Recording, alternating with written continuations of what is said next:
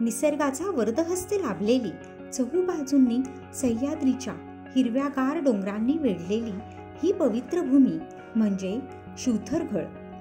शिवथरघळ हे ठिकाण श्री समर्थ रामदास स्वामी यांच्या पावन पदस्पर्शाने पवित्र झालेले निसर्गरम्य स्थान आहे. वरंधा घाटातील वळणावळणाचे नागमोडी रस्ते तसेच रस्त्याच्या बाजूनी नदीच्या पाण्याचे पाट, जागोजागी डोंगरातून झेपावणारे छोटे मोठे धबधबे व त्यांचे उडणारे तुषार हे मनाला व शरीराला आल्हाददायक करणारे क्षण आहेत. म्हणूनच एकदा तरी अशा शांत, निसर्गरम्य व हिरव्यागार उंच अशा डोंगरांनी वेढलेल्या या पवित्र ठिकाणी प्रत्येकाने जाऊन यायला पाहिजे. शिवथरघळ हे ठिकाण रायगड जिल्ह्यात आहे. तर या शिवथरघळीची माहिती मी तुम्हाला टप्प्याटप्प्याने सांगते. चला तर मग या सुंदर ठिकाणाला आपण भेट देऊत.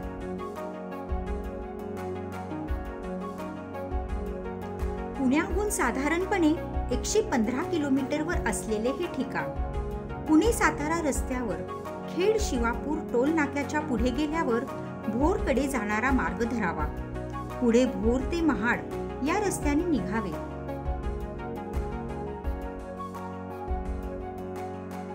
अतिशय सुंदर निसर्ग सौंदर्य पाहण्यास मिळते. थोडे पुढे गेल्यावर आपण आवर्जून थांबावे असे ठिकाण म्हणजे नेकलेस पॉइंट. नदीचे पाणी स्वच्छ व नितळ आहे. या पॉइंटवरून आपल्याला नदीचा नेकलेस सारखा आकार दिसतो. ही एक निसर्गाची अनोखी किमया आहे.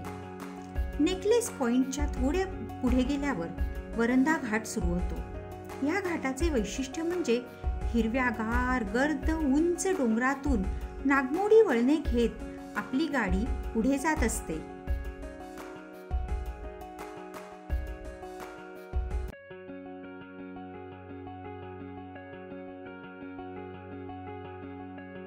वरंधा घाटात रस्त्याने अनेक छोटे मोठे धबधबे डोंगरातून झेपावताना आपल्याला दिसतील. या धबधब्याच्या थंड पाण्यात प्रत्येकाला भिजण्याची इच्छा होईल असा हा सुंदर घाट आहे. वरंधा घाटामधून जाताना आपल्याला शिवथरघळीचा फाटा लागतो.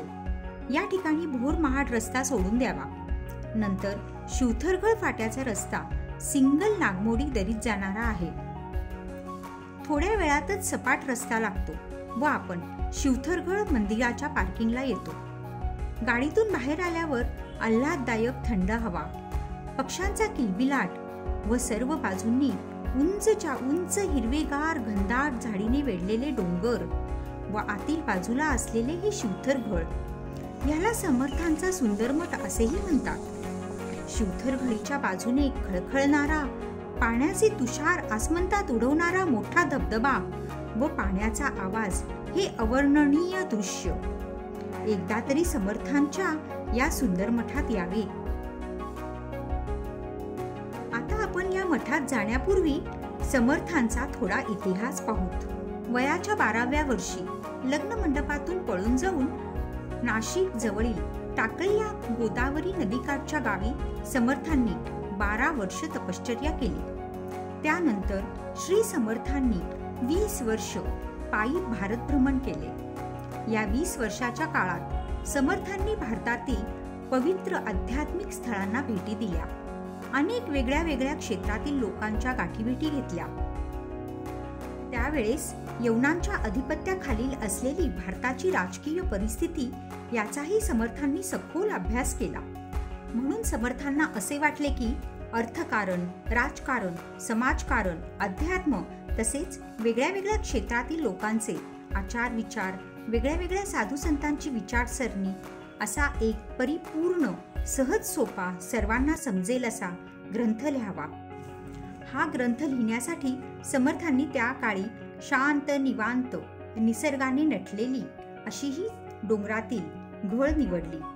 समर्थांचे परमपट्ट शिष्य श्री कल्याण स्वामी यांनी या ग्रंथाचे लिखाण केले. श्री समर्थ आपल्या पवित्र वाणीने सांगत गेले व श्री कल्याण स्वामी आपल्या मोतीदार सुंदर वळणदार अक्षरात ग्रंथ लिहित गेले.